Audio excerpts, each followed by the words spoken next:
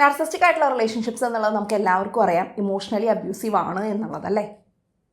എന്നാൽ ഇത്തരം റിലേഷൻഷിപ്സ് എന്ന് പറയുന്നത് നമ്മളെ തന്നെ ജഡ്ജ് ചെയ്യുന്നതിൽ വളരെയധികം നെഗറ്റീവായിട്ടുള്ള പാറ്റേൺസ് നമ്മളുടെ ഉള്ളിൽ തരികയും നമ്മൾ വളരെയധികം നെഗറ്റീവായിട്ടുള്ളൊരു തോട്ടിൻ്റെ ലൂപ്പിലേക്ക് പോകുന്നതിനും വലിയ റീസൺസ് ആണ് എന്നുള്ളത് നമുക്ക് തിരിച്ചറിയാൻ ബുദ്ധിമുട്ടുള്ളൊരു വിഷയമായിട്ട് മാറാൻ സാധ്യതയുണ്ട്.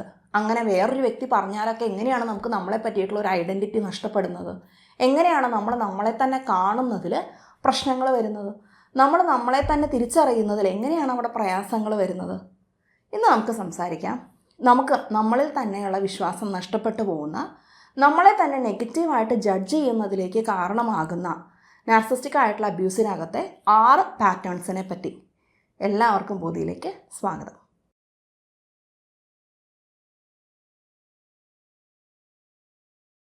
ചെറിയ ചെറിയ ഇൻസെക്യൂരിറ്റീസ് ഇല്ലാത്തവരായിട്ട് ആരാണുള്ളതല്ലേ? എല്ലാവർക്കും എന്തെങ്കിലുമൊക്കെ ഒരു മനസ്സിൽ അവനവനെ പറ്റിയിട്ടുള്ള നെഗറ്റീവായിട്ടുള്ള തോട്ട്സും കാര്യങ്ങളൊക്കെ ഉണ്ടായിരിക്കും. എന്നാൽ അതിനെ അടുത്തൊരു ലെവലിലേക്ക് എത്തിക്കാനും നമുക്ക് നമ്മളുടെ മേലുള്ള എല്ലാ ട്രസ്റ്റും എടുത്തു കളയാനും സാധിക്കുന്ന സ്പേസസാണ് അബ്യൂസീവ് ആയിട്ടുള്ള റിലേഷൻഷിപ്സ്. ഇത്തരം അബ്യൂസീവ് ആയിട്ടുള്ള റിലേഷൻഷിപ്സിനെ പറ്റി നമുക്ക് അധികം ധാരണ ഇല്ലാത്തത് കൊണ്ട് തന്നെ പലപ്പോഴും നമ്മളതിൽ പെട്ടുപോവുകയും പിന്നെ നമുക്ക് നഷ്ടങ്ങൾ ഉണ്ടായിക്കൊണ്ടിരിക്കുകയും ചെയ്യുന്നത് നമ്മുടെ നാട്ടിൽ സ്വാഭാവികമാണ്. ഈ ഒരു കാര്യത്തിൽ ഇത്തരം ഡൈനാമിക്സിനെ പറ്റിയിട്ടുള്ള വിശദമായിട്ടുള്ള അവയർനെസ് ജനങ്ങളിലേക്ക് എത്തിക്കുക എന്നുള്ള രീതിയിലാണ് ബോധി ക്ലിനിക്കിൻ്റെ എല്ലാ പ്ലാറ്റ്ഫോംസും വർക്ക് ചെയ്യുന്നത്. നമുക്ക് യൂട്യൂബിൽ മാത്രമല്ല ഫേസ്ബുക്കിലും ഇൻസ്റ്റാഗ്രാമിലും പേജസ് ഉണ്ട്, വിസിറ്റ് ചെയ്യാനായിട്ട് മറക്കരുത്. നിങ്ങൾക്ക് ഈ ഒരു പെർട്ടിക്കുലർ ആയിട്ടുള്ളൊരു വീഡിയോ ഉപകാരപ്രദമാവുകയാണെന്നുണ്ടെങ്കിൽ ലൈക്ക് ചെയ്യാനും കൂടുതൽ വീഡിയോസിനായിട്ട് സബ്സ്ക്രൈബ് ചെയ്യാനും മറക്കില്ലല്ലോ. വീഡിയോ ഇഷ്ടപ്പെട്ടില്ലെങ്കിൽ ഡിസ്ലൈക്ക് ചെയ്യാനും കുഴപ്പമില്ല. നമുക്ക് വീഡിയോയിലേക്ക് കടക്കാം. പലപ്പോഴും നമ്മൾ പറയുന്ന ഒരു കാര്യമാണ് നാർസിസ്റ്റിക് ആയിട്ടുള്ള ആൾക്കാർ ബ്ലെയിം ഷിഫ്റ്റ് ചെയ്യും, ഗ്യാസ് ലൈറ്റ് ചെയ്യും എന്നൊക്കെ. ഇതിൻ്റെ ഏറ്റവും വലിയൊരു ഫോൾ ഔട്ട് എന്ന് പറയുന്നത്, ഇതിൻ്റെ ഏറ്റവും വലിയൊരു തകർച്ച അല്ലെങ്കിൽ ഇതിൻ്റെ ഏറ്റവും വലിയൊരു പ്രത്യാഘാതം എന്നുള്ളത് പലപ്പോഴും നമ്മൾ നമ്മളെ തന്നെ ജഡ്ജ് ചെയ്യുന്നതിൽ വരുന്ന അപാകതകളാണ്. എങ്ങനെയാണ് അത്തരം അപാകതകൾ വരുന്നത് എന്നുള്ളതിലേക്കാണ് നമ്മൾ ഈ ഒരു വീഡിയോയിൽ സംസാരിക്കുന്നത് അല്ലേ. നമ്മളെ തന്നെ നെഗറ്റീവായിട്ട് ജഡ്ജ് ചെയ്യുക എന്ന് പറയുമ്പോൾ നമ്മൾ നമ്മളെ തന്നെ കാണുന്നതിൽ ഒരുപാട് പ്രശ്നങ്ങൾ വരാറുണ്ടല്ലേ. എനിക്കെപ്പോഴും തോന്നുകയാണ് എനിക്ക് എന്തൊക്കെയോ കുറവുകളുണ്ട് എന്ന്, ഞാൻ അത്ര പോരാ എന്ന്, എനിക്ക് എന്തൊക്കെയോ പ്രശ്നങ്ങളാണെന്നാണ് എനിക്കെപ്പോഴും തോന്നുന്നത് എന്ന് കരുതാം. അപ്പോൾ അവിടെ എന്നെ തന്നെ ജഡ്ജ് ചെയ്യുന്നത് നെഗറ്റീവായിട്ടുള്ളൊരു കണ്ണിലൂടെയാണ്. അപ്പോൾ അത് വരുന്നത് അബ്യൂസീവായിട്ടുള്ള റിലേഷൻഷിപ്സിൽ നിന്ന് മാത്രമാണോ? അല്ല, ഒരുപാട് സന്ദർഭങ്ങൾ നമുക്കങ്ങനെ ഫീൽ ചെയ്യാറുണ്ടല്ലേ. നമ്മുടെ ജീവിതത്തിലുണ്ടാകുന്ന ഓരോ സാഹചര്യങ്ങളും നമ്മളെങ്ങനെ ചിന്തിപ്പിക്കാറുമുണ്ട്. എന്നാൽ ആ വരുന്ന ചിന്ത ഒരു 5% ഉള്ളൂ എന്നുണ്ടെങ്കിൽ അതിനെ ഒരു 500% മാറ്റാനായിട്ട് നാർസിസ്റ്റിക് ആയിട്ടുള്ള റിലേഷൻഷിപ്സിന് സാധിക്കും. അത് എങ്ങനെ എന്നുള്ളതിലേക്കാണ് ഈ ഒരു വീഡിയോയിൽ നമ്മൾ സംസാരിക്കുന്നത്.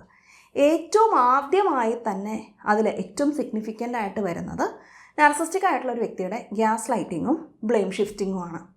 നമ്മളെ പറ്റി തന്നെ ഈ ഒരു വ്യക്തി നൽകുന്ന ഒരു മെസ്സേജ് എന്ന് പറയുന്നത് എല്ലാ തെറ്റും നിൻ്റെയാണ്, നിൻ്റെ മാത്രമാണ് മിസ്റ്റേക്ക്, ഞാൻ വളരെ പെർഫെക്റ്റാണ്, എന്നെപ്പോലെ പെർഫെക്റ്റ് ആയിട്ടുള്ള ആൾക്കാർ വേറെ ആരുമില്ല, അതുകൊണ്ട് തന്നെ ഈ ഒരു റിലേഷൻഷിപ്പിൽ വരുന്ന പ്രശ്നങ്ങളെല്ലാം തന്നെ നിൻ്റെ ഭാഗത്തു നിന്ന് വരുന്നതാണ് എന്ന് നാർസിസ്റ്റിക് ആയിട്ടുള്ള ഈ ഒരു വ്യക്തി അങ്ങനെ ഒരു നെറേറ്റീവ് ക്രിയേറ്റ് ചെയ്യും. ബ്ലെയിം ഷിഫ്റ്റ് ചെയ്യുന്നതിലൂടെയും ഗ്യാസ് ലൈറ്റ് ചെയ്യുന്നതിലൂടെയെല്ലാം ഈ ഒരു ഡൈനാമിക് അല്ലെങ്കിൽ ഈ ഒരു നെറേറ്റീവ് ഈ വ്യക്തിക്ക് സ്ഥാപിക്കാൻ ഈസിയാണ്. ഇങ്ങനെ സ്ഥാപിക്കുന്ന ഈ ഒരു നെറേറ്റീവ് ആവട്ടെ നമ്മൾ വളരെ പെട്ടെന്ന് ഇൻറ്റേർണലൈസ് ചെയ്യുകയും ചെയ്യും. നമുക്ക് തന്നെ നമ്മളെ പറ്റിയിട്ട് ചെറിയൊരു സെൽഫ് ക്രിറ്റിസിസം എവിടെയെങ്കിലുമൊക്കെ ഉണ്ടെങ്കിൽ നമ്മൾ ഒന്നും കൂടി അതിലേക്ക് ആഴ്ന്നു പോകുന്നുള്ളതിൽ യാതൊരു സംശയമില്ല. അതുകൊണ്ട് തന്നെ ഈ ഒരു ശബ്ദം നമ്മൾ ഇൻറ്റേർണലൈസ് ചെയ്യും എന്നുള്ളതാണ് ഫസ്റ്റ് പോയിൻ്റ്. ഈ ഇൻറ്റേർണലൈസ് ചെയ്യുന്ന ഈ ഒരു വോയിസാണ് പിന്നെയും നമ്മളുടെ ഉള്ളിൽ അനുഭവപ്പെടുക. ആ ഒരു വോയിസോട് കൂടി ഈ വ്യക്തി ഇല്ലാത്ത സ്പേസസിലേക്ക് നമ്മൾ പോയാലും നമുക്ക് നമ്മളെപ്പറ്റി ഫീൽ ചെയ്യുന്നത് ഇതേ കാര്യമായിരിക്കും. ഉദാഹരണത്തിന്, ഈ ഒരു വ്യക്തി വെറുതെ വീട്ടിലിരിക്കുന്ന ഒരാളാണെന്ന് കരുതാം. ഈ ഒരു വ്യക്തി ഒരിക്കലും നമ്മളെ ഫോളോ ചെയ്ത് നമ്മുടെ വർക്ക് പ്ലേസിലേക്കോ നമ്മളുടെ പഠിക്കുന്ന സ്ഥലങ്ങളിലേക്കോ ഒന്നും വരുന്നില്ല. പക്ഷേ നമുക്ക് ഈ പറയുന്ന പഠിക്കുന്ന സ്ഥലത്തും ജോലി ചെയ്യുന്ന സ്ഥലത്തെല്ലാം നമുക്ക് നമ്മളെപ്പറ്റി തന്നെ ഈ വ്യക്തിയുടെ വോയിസാണ് നമ്മളുടെ തലയിൽ നമുക്ക് കേൾക്കുന്നത്, നമുക്ക് ഫീൽ ചെയ്യുന്നത് അങ്ങനെയാണ്. അത് നമ്മൾ ഈ പറയുന്ന പോലെ ഇൻറ്റേർണലൈസ് ചെയ്യുന്നതിലൂടെയാണ്. ഈ നാർസിസ്റ്റിക് ആയിട്ടുള്ള വ്യക്തിയുടെ നെറേറ്റീവ് നമ്മൾ ഇൻറ്റേർണലൈസ് ചെയ്യുന്നതിലൂടെയാണ് ഈ ഒരു വോയിസ് നമ്മുടെ ഉള്ളിലേക്ക് വരുന്നത്. അതാണ് പലപ്പോഴും നമുക്ക് ആ ഒരു സെൽഫ് ജഡ്ജ്മെൻറ്റ് വരുന്നതിൻ്റെ ആദ്യത്തെ റീസൺ. രണ്ടാമത്തെ റീസൺ എന്ന് പറയുന്നത് നമ്മൾക്ക് ഫീൽ ചെയ്യുന്ന, നമ്മളെ പറ്റി തന്നെ ഫീൽ ചെയ്യുന്ന ഷെയിമാണ്. ഈ ഷെയിം എവിടെ നിന്നാണ് വരുന്നത്? ഉദാഹരണത്തിന്, നമുക്ക് ഏതൊരു വ്യക്തിക്കും ആവശ്യങ്ങളുണ്ടല്ലേ? ഏതൊരു വ്യക്തിക്കും ഉറപ്പായിട്ടും ആവശ്യങ്ങളുണ്ടായിരിക്കും. ഒരു ആവശ്യവും ഇല്ലാതെ നമുക്ക് ഈ ഭൂമിയിൽ ജീവിക്കാൻ പറ്റുമോ? ഒരിക്കലുമില്ല. അതുകൊണ്ട് തന്നെ ഒരു കുട്ടി ആയിക്കഴിഞ്ഞ് കഴിഞ്ഞാൽ കുട്ടിയുടേതായിട്ടുള്ള ആവശ്യങ്ങളുണ്ടായിരിക്കും. അതുപോലെ തന്നെ നമ്മളൊരു അഡൾട്ടായാൽ പോലും നമ്മളുടെ ആവശ്യങ്ങൾ മാറില്ല അല്ലേ? ഇത്തരം ആവശ്യങ്ങളുണ്ട് എന്നുള്ളതിനെ വളരെയധികം ഹ്യൂമിലിയേറ്റ് ചെയ്യുന്ന രീതിയിലും ഷെയിം ചെയ്യുന്ന രീതിയിലുമായിരിക്കും നാർസിസ്റ്റിക് ആയിട്ടുള്ള ഈ ഒരു വ്യക്തിയുടെ നെറേറ്റീവ് എന്ന് പറയുന്നത്. വളരെയധികം അപമാനിക്കപ്പെടുന്ന അല്ലെങ്കിൽ ഷെയിം ചെയ്യപ്പെടുന്ന സിറ്റുവേഷൻസ് ആയിരിക്കാം അതെല്ലാം. ഈ ഒരു വ്യക്തി പറയുന്നത് മിക്കവാറും നിനക്ക് നാണോ ഇല്ലേ, അല്ലെങ്കിൽ നീ ഇങ്ങനെയൊക്കെയല്ലേ ചെയ്യുന്നത്, അല്ലെങ്കിൽ എൻ്റെ ഭാഗത്ത് ഔദാര്യം കൊണ്ട് മാത്രമാണ് നീ സർവൈവ് ചെയ്യുന്നത് എന്നുള്ള രീതിയിലല്ല. ഈ ഒരു നെറേറ്റീവ് കേൾക്കുമ്പോൾ നമുക്ക് നമ്മളെപ്പറ്റി നല്ലൊരു ഫീലിംഗ് അല്ലേ ഉണ്ടാവുക അല്ലേ? അതുകൊണ്ട് തന്നെ എനിക്ക് നീഡ്സ് ഉണ്ടാവുന്നതേ വലിയൊരു അപമാനമാണ് എന്നുള്ളൊരു ഫീലിംഗ് നമുക്കുണ്ടാവും. മറ്റുള്ളവരെ ആശ്രയിക്കുന്നത് നമുക്ക് വലിയൊരു പ്രശ്നമുള്ള കാര്യമായിട്ട് മാറാൻ സാധ്യതയുണ്ട്. ഇവിടെയെല്ലാം എനിക്ക് എന്തെങ്കിലും ഒരു നീഡുണ്ട് എന്നുള്ളതിനെ നമുക്ക് ഭയങ്കര ബുദ്ധിമുട്ടാണ് കണക്കാക്കാൻ. നമ്മൾ പറയാറുണ്ടല്ലേ, നാർസിസ്റ്റിക് ആയിട്ടുള്ള റിലേഷൻഷിപ്പ് എടുത്ത് നോക്കുകയാണെങ്കിൽ നമ്മളിരിക്കുന്ന സ്പേസ് വളരെ ചെറുതാണ്, നമ്മൾക്ക് ഒക്യുപ്പൈ ചെയ്യുന്ന സ്പേസ് വളരെ വലുതാണ്. ബാക്കി സ്പേസ് ഫുള്ള് ഈ ഒരു വ്യക്തിയുടെ നീഡ്സിനാണ് പോകുന്നത്. പക്ഷേ ഈ വ്യക്തി പറയുന്നതാവട്ടെ, ഞാൻ ചെയ്യുന്നതെല്ലാം നിൻ്റെ നീഡ്സിനാണ്, ഞാൻ ഈ കഷ്ടപ്പെടുന്നതെല്ലാം നിനക്ക് വേണ്ടിയിട്ടാണ്, ഞാൻ ഈ പറഞ്ഞ കാര്യങ്ങളെല്ലാം നിനക്ക് വേണ്ടിയിട്ടാണെന്ന്. ഇത് കേൾക്കുമ്പോൾ നമുക്ക് ഫീൽ ചെയ്യുന്നത് നമ്മുടെ നീഡ്സിനെ പറ്റി തന്നെ നമുക്കുള്ളൊരു ഷെയിമാണ്. നമുക്ക് നമ്മളെ പറ്റി തന്നെ തോന്നുന്നത് ഷെയിമാണ്. ഈ ഒരു ഷെയിമിൽ നിന്നാണ് നമുക്ക് പലപ്പോഴും നമുക്ക് ആ ഒരു സെൽഫിനെ ജഡ്ജ് ചെയ്യുന്നത് നെഗറ്റീവായിട്ടുള്ള രീതിയിലാവുന്നത്. പലപ്പോഴും വളരെ ബേസിക് ആയിട്ടുള്ളൊരു കാര്യം നമ്മൾ സ്വീകരിക്കുന്നതിന് പോലും ഒരുപാട് ഷെയിം നമുക്ക് അനുഭവപ്പെടാം. ആ ഒരു ഷെയിമിൽ നിന്നാണ് നമുക്ക് തോന്നുന്നത് എനിക്കിതിനൊന്നും അർഹതയില്ല, അല്ലെങ്കിൽ ഞാൻ ഇതിനൊന്നും അർഹതപ്പെട്ടൊരു വ്യക്തിയല്ല എന്നുള്ള ഒരു നെഗറ്റീവായിട്ടുള്ള ഫീലിംഗ് നമുക്ക് വരുന്നത് ഈ ഒരു സ്പേസിൽ നിന്നാണ്. മൂന്നാമതായി നമുക്ക് അനുഭവപ്പെടുന്നത് നമ്മളിൽ തന്നെയുള്ള ഒരു ട്രസ്റ്റ് ഇല്ലാതായി മാറുക എന്നുള്ളതിലൂടെയാണ്. അതായത് നിരന്തരം നമ്മൾ ഗ്യാസ് ലൈറ്റിങ്ങിന് വിധേയമാകുമ്പോൾ നമ്മളോട് പറയാണ്, നിനക്കല്ലെങ്കിൽ എപ്പോഴും ഇങ്ങനെയൊക്കെ തന്നെയാണ്, നിനക്കിതുപോലെ ചെറിയൊരു കാര്യം കിട്ടിയാൽ മതി, ഇങ്ങനെ വെറുതെ നീ പറഞ്ഞുകൊണ്ടിരിക്കും, അല്ലെങ്കിലും അതെ നിനക്ക് എന്തൊക്കെയോ പ്രശ്നങ്ങളുണ്ട്, ഒന്നും നിന്നോട് പറയാൻ പറ്റില്ല, അപ്പോഴത്തേക്കും തന്നെ നീ ഭയങ്കര സെൻസിറ്റീവ് ആവും.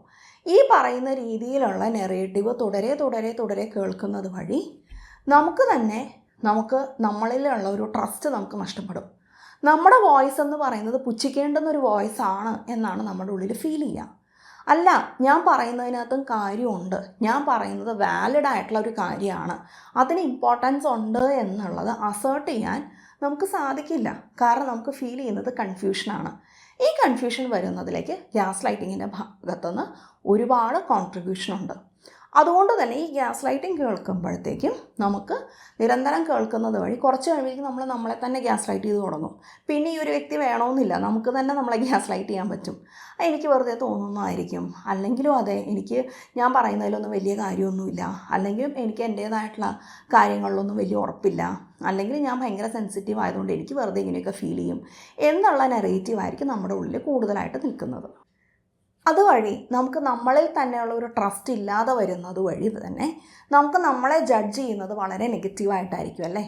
ഈ ഒരു രീതിയിലും നമുക്ക് നമ്മളെ സെൽഫിനെ നെഗറ്റീവായിട്ട് ജഡ്ജ് ചെയ്യുന്നതിലേക്കുള്ള വലിയൊരു റീസണാണ്.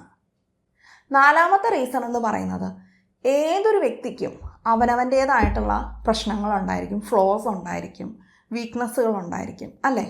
നമ്മളാരും പെർഫെക്റ്റ് അല്ല. എവിടെയെങ്കിലുമൊക്കെ എന്തെങ്കിലുമൊക്കെ കാര്യങ്ങൾ എല്ലാവർക്കും ഉണ്ടാവും അല്ലേ? ചിലപ്പോൾ കാണുന്നതിലായിരിക്കും, ചിലപ്പോൾ ചെയ്യാനുള്ള കഴിവുകളിലായിരിക്കും, ചിലപ്പോൾ സ്വഭാവ രീതിയിലായിരിക്കും. എല്ലാത്തിനും പെർഫെക്റ്റ് ആവുന്ന ഒരാളൊന്നും ഈ ലോകത്തുണ്ടാവില്ല. അവിടെ ഈ ചെറിയ കാര്യങ്ങളെ പോലും ഊതിപ്പെരുപ്പിച്ച് നമ്മുടെ വലിയ പ്രശ്നങ്ങളാക്കി ചിത്രീകരിക്കുന്നതിൽ നാർസിസ്റ്റിക് ആയിട്ടുള്ള ആൾക്കാർക്ക് വളരെ വലിയൊരു കഴിവുണ്ട്. അവനവനെ ഉയർത്തി കാണിക്കാനും കൂടെയുള്ളവരെ താഴ്ത്തി കാണിക്കാനും നാർസിസ്റ്റിക് ആയിട്ടുള്ള ആൾക്കാരെ കഴിഞ്ഞേ വേറെ ആരുമുള്ളൂ. അതുകൊണ്ട് തന്നെ നമ്മുടെ നെഗറ്റീവായിട്ടുള്ള ഇത്തരം കാര്യങ്ങളെപ്പറ്റി നമുക്ക് കിട്ടിയിട്ടുള്ള മെസ്സേജ് വളരെ വലുതാണ്. നിനക്കല്ലെങ്കിൽ ഒന്നിനും കഴിവില്ല, അല്ലെങ്കിൽ നീ ഇങ്ങനെയൊക്കെ തന്നെയാണ് എന്നിങ്ങനെയുള്ള വോയിസ് നമ്മുടെ ഉള്ളിൽ ഉണ്ടാക്കിയിട്ടുള്ള മുറിവുകൾ അത്രമാത്രം ആഴത്തിലുള്ളതാവാൻ സാധ്യതയുണ്ട്. അതുകൊണ്ട് തന്നെ നമുക്ക് നമ്മളെപ്പറ്റി തന്നെ ഫീൽ ചെയ്യുന്നത് ആ ഒരു വളരെ എക്സ്ട്രീമായിട്ടുള്ള നെഗറ്റീവായിട്ടുള്ള കാര്യങ്ങളിലായിരിക്കും. പലപ്പോഴും അതിന് റിയാലിറ്റി ആയിട്ട് വലിയ ബന്ധം ഉണ്ടാവണം എന്ന് തന്നെയില്ല. ഇപ്പോൾ പലപ്പോഴും കാണാൻ വളരെ നല്ല ഭംഗിയുള്ള ആൾക്കാർ തന്നെ പറയുന്നത് കേൾക്കാം, എന്നെ കാണാൻ ഒട്ടും കൊള്ളില്ല എന്നാണ് എൻ്റെ ഫീലിംഗ്. നമ്മൾ തന്നെ ഞെട്ടിപ്പോവും, എന്തിനാ ഇവർക്ക് ഇപ്പം ഇങ്ങനെ ഫീൽ ചെയ്യണേ, പക്ഷെ ഇവരെ കാണാൻ എന്ത് ഭംഗിയാണ്. പക്ഷെ അവർക്കുള്ള ഫീലിംഗ് അതല്ല അല്ലേ. കാരണം അവരുടെ ഓരോ ബോഡി ഫീച്ചറിനെ പറ്റിയിട്ടും കൺസിസ്റ്റൻ്റ്ലി നിരന്തരമായിട്ടുള്ള നെഗറ്റീവായിട്ടുള്ള ഇത്തരം അക്യൂസേഷനും ഇത്തരം ഹ്യൂമിലിയേഷനും ഇത്തരം കളിയാക്കലും കേട്ട് അവർ തന്നെ ഇൻറ്റേർണലൈസ് ചെയ്തിട്ടുള്ളത് എന്നെ കാണാൻ ഒട്ടും കൊള്ളില്ല എന്നുള്ള രീതിയിലായിരിക്കും. അതുപോലെ തന്നെ സ്വഭാവത്തിൻ്റെ ഓരോ രീതിയിലും ചിലപ്പോൾ ഈ ഒരു വ്യക്തി വളരെ ഹാർഡ് വർക്കിംഗ് ആയിരിക്കും, പക്ഷേ ഈ വ്യക്തിക്ക് ഉള്ളിൽ തന്നെ അവനവനെ പറ്റി തന്നെ ഫീൽ ചെയ്യുന്നത് ഞാനും മഹാമടിയനാണ് എന്നൊക്കെ ആയിരിക്കും, അല്ലെങ്കിൽ ഒരു കഴിവുമില്ല എന്നുള്ളതൊക്കെ ആയിരിക്കും. പലപ്പോഴും അത് ഈ പറയുന്ന വ്യക്തികളുടെ, നാർസിസ്റ്റിക് ആയിട്ടുള്ള വ്യക്തികളുടെ അവരുടെ ഭാഗത്തുനിന്ന് ആ റിലേഷൻഷിപ്പിൽ ഇത്തരം വീക്ക്നെസ്സുകളെയോ ഇത്തരം കുറവുകൾക്കോ ഒരു സ്ഥാനവും ഇല്ലാതെ വരുന്നത് വലിയൊരു റീസണാണ്. ഇത്തരം റിലേഷൻഷിപ്സിൽ നമ്മുടേതായിട്ടുള്ള മാനുഷികമായിട്ടുള്ള കാര്യങ്ങൾക്ക് പോലും ഒരു സ്പേസ് ഇല്ല എന്നുള്ളത് പലപ്പോഴും നമ്മളെ തന്നെ നെഗറ്റീവായിട്ട് ജഡ്ജ് ചെയ്യുന്നതിലേക്ക് വലിയ ഒരു റീസണാണ്. ഇതിൻ്റെ ഒരു കണ്ടിന്യൂഷൻ എന്നുള്ള രീതിയിൽ പറയുമ്പം അഞ്ചാമതായിട്ട് നമുക്ക് നമ്മളെ തന്നെ നെഗറ്റീവായിട്ട് ജഡ്ജ് ചെയ്യുന്നതിലേക്ക് കോൺട്രിബ്യൂട്ട് ചെയ്യുന്ന ഏറ്റവും വലിയൊരു ഫാക്ടർ എന്ന് പറയുന്നത് ഈ ഒരു നെഗറ്റീവായിട്ടുള്ള ഒരു നെറേറ്റീവ് എന്ന് പറയുന്നത്, ഈ ഒരു നാർസിസ്റ്റിക് ആയിട്ടുള്ള വ്യക്തിയുടെ ഈ നെഗറ്റീവായിട്ടുള്ള നെറേറ്റീവ് നമ്മുടെ ഉള്ളിൽ കിടക്കുന്നത് കൊണ്ട് തന്നെ അത് ഒരു ഇൻറ്റേർണലി നമ്മളെ ഇൻഫ്ലുവൻസ് ചെയ്യുന്നൊരു ശബ്ദമായിട്ട് മാറാം. അത്തരം ഒരു ശബ്ദം നമ്മുടെ ഉള്ളിൽ നിൽക്കെ എങ്ങനെയാണ് നമുക്ക് നമ്മളോട് കമ്പാഷനേറ്റ് ആവാൻ പറ്റുക? എങ്ങനെയാണ് നമ്മുടെ ഭാഗത്തുനിന്നുണ്ടാകുന്ന വീഴ്ചകളെ നമുക്കൊരു ഇറ്റ്സ് ഓക്കെ, സാരമില്ല എന്നുള്ളൊരു കണ്ണിലൂടെ കാണാൻ സാധിക്കുക? നമുക്ക് അവിടെ തോന്നുന്നത് അയ്യോ ഞാൻ ഒരു പൊട്ട വ്യക്തിയാണ് എന്നുള്ള രീതിയിലായിരിക്കാം നമ്മുടെ നെറേറ്റീവ് വരുന്നത് അല്ലേ. അതുകൊണ്ട് തന്നെ നമ്മുടെ ഭാഗത്തുനിന്ന് വരുന്ന ചെറിയ ചെറിയ ഫാക്ടേഴ്സിനെ പോലും വളരെ വലിയ വീഴ്ചകളായിട്ടായിരിക്കും നമ്മൾ അതിനെ ജഡ്ജ് ചെയ്യുന്നുണ്ടായിരിക്കാം. അതുകൊണ്ട് തന്നെ നെഗറ്റീവായിട്ട് നമ്മളെ തന്നെ ജഡ്ജ് ചെയ്യുന്നതിലേക്ക് അത് വലിയൊരു കോൺട്രിബ്യൂഷനാണ്. ആറാമതായി നമ്മളെ തന്നെ നെഗറ്റീവായിട്ട് ജഡ്ജ് ചെയ്യുന്നതിലേക്ക് കോൺട്രിബ്യൂട്ട് ചെയ്യുന്നത് ഗ്യാസ് ലൈറ്റിങ്ങിൻ്റെ കൺസെപ്റ്റിനകത്തുള്ള രണ്ട് ചെറിയ കൺസെപ്റ്റുകളാണ്. ഒന്ന് മിനിമൈസേഷൻ എന്നുള്ളതാണ്. അതായത് നമുക്ക് ഫീൽ ചെയ്യുന്നതിനും നമ്മളുടെ കാര്യങ്ങൾക്കെല്ലാം വളരെ നിസ്സാരവൽക്കരിച്ചിട്ടുള്ള ഒരു മനോഭാവം നാർസിസ്റ്റിക് ആയിട്ടുള്ള വ്യക്തിക്കുണ്ട്. അല്ലെങ്കിലും അവൾ പറയുന്നതൊക്കെ അങ്ങനെ തന്നെയായിരിക്കും, അല്ലെങ്കിൽ അതിപ്പോൾ അത്രയല്ലേ ഉള്ളൂ എന്നുള്ള ഒരു വളരെ നിസ്സാരവൽക്കരിച്ചിട്ടുള്ള ഒരു മനോഭാവം നാർസിസ്റ്റിക് ആയിട്ടുള്ള വ്യക്തി കാണിക്കാറുണ്ട്. ഇത്തരം നിസ്സാരവൽക്കരിച്ചിട്ടുള്ള ഇടപെടലുകൾ ഗ്യാസ് ലൈറ്റിങ്ങിൻ്റെ ഭാഗമാണ്. ഗ്യാസ് ലൈറ്റിംഗ് എന്ന് പറയുന്നത് വളരെ കോംപ്ലിക്കേറ്റഡ് ആയിട്ടുള്ളൊരു വിഷയമാണ്, ഒത്തിരി ലെയേഴ്സ് ഉള്ളൊരു വിഷയമാണ്. കൂടുതലായിട്ട് ഗ്യാസ് ലൈറ്റിങ്ങിനെ പറ്റിയിട്ട് അറിയാനും വർക്കൗട്ട് ചെയ്യാനും താല്പര്യം ഉണ്ടെന്നുണ്ടെങ്കിൽ ക്ലിനിക്കിനെ കോൺടാക്റ്റ് ചെയ്യുക. നമുക്ക് ഗ്യാസ് ലൈറ്റിങ്ങിൽ വർക്ക് ചെയ്യുന്ന ഒരു പ്രോഗ്രാമുണ്ട്. അത് പർച്ചേസ് ചെയ്യുന്നത് വഴി, അതിൽ വർക്ക് ചെയ്യുന്നത് വഴി ഗ്യാസ് ലൈറ്റിംഗ്, എൻ്റെ ലൈഫിൽ സംഭവിച്ചിട്ടുള്ള ഗ്യാസ് ലൈറ്റിങ്ങിനെ നിങ്ങൾക്ക് കുറേ കൂടി ക്ലാരിറ്റിയോട് കൂടി കാണാനും വിലയിരുത്താനും സാധിക്കും. അപ്പോൾ ഈ ഒരു മിനിമൈസേഷൻ എന്നുള്ള രീതിയിൽ നമ്മളെ തന്നെ നിസ്സാരവൽക്കരിച്ച് കൊണ്ട് കാണുന്ന ഒരു പാറ്റേൺ നിൽക്കുന്നത് കൊണ്ട് തന്നെ നമ്മൾ സ്വയമേ തന്നെ നിസ്സാരവൽക്കരിക്കും എന്നുള്ളതിൽ സംശയമില്ല. അടുത്തതായിട്ട് ഗ്യാസ് ലൈറ്റിങ്ങിൻ്റെ അടുത്തൊരു പാറ്റേൺ ആണ് നമ്മളെ ഷെയിം ചെയ്യിപ്പിക്കുക എന്നുള്ളത്.